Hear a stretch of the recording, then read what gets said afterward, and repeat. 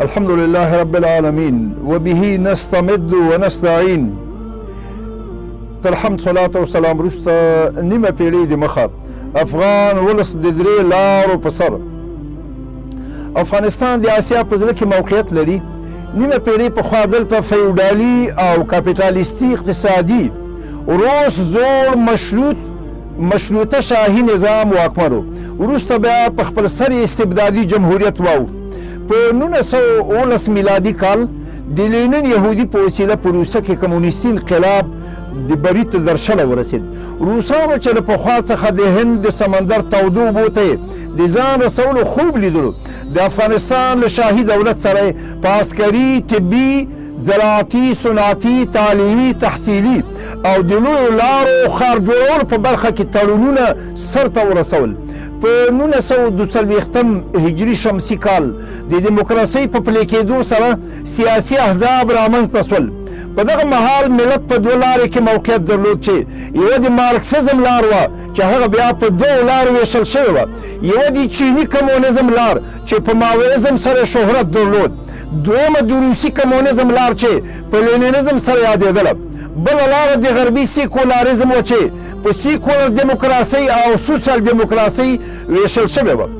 د کفر او الحاد بیرغونه مو په هېواد کې راپانده وو، مګر د اسلام د توغ درک نه لګېده. مارکسیستانو برابر له الله تعالی او نورو دیني مقدساتو څخه انکار کو، مګر دیموکراتانو نشنلیستانو ورڅخه په بشپړه توګه انکار نه کو، مګر دیني مقدسات یې ملي عنعنه ګڼل، د دین او د سیاست د بیلتون ډنډورې غږولې. په خپله ځمکه یې خپل اختیار غوښته او د الله تعالی د حاکمیت څخه انکار کو. په ملت کې چوپه چوپتیا وه. هر یو مخلص مسلمان به ویل چې قیامت را روان ده، زموږ څه وسه کیږي.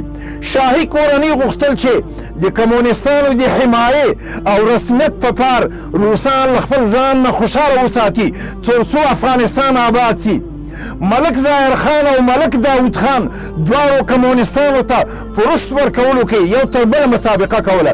دلیل یې دا و چې د افغانستان مسلمان ملت کمونیزم نه مني او د افغانستان ملت دینداره ملت ده او دلته کمونیزم بري ته نشي رسېدلی. خو مګر متاسفانه د دواړو مشرانو د اشتباهاتو له امله په خپله دوی او د همدې کورنۍ د دغې فتنې او اشتباه ښکار وګرځېدې او خپل ملت یې نیمه پیړۍ په وینو کې راورغړو. په 1948 هجري شمسي کال د استاد عبدالرحیم نیازي رحمت الله علیه په مشرتابه د جوانان مسلمان افغانستان ته عنوان لاندې د اسلامي نهضت د ځوان نسل د اساس ډبره کېښودل سوه.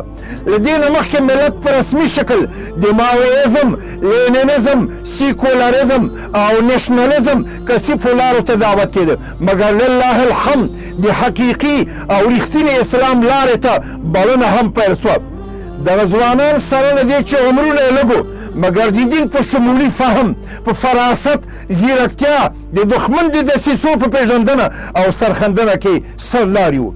د ملت لوی علما، مشایخ او دینداره طبقه یې په خپل ځان پسې راوخوځوله.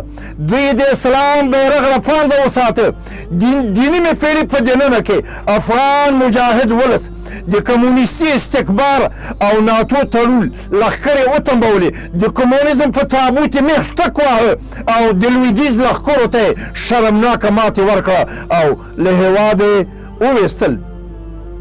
زموږ ملت دوه ارمانونه درلودل، یو د پردیو له پنجو څخه د څپک څپک خاورې ازادي او دویم د قرآني نظام اقامه.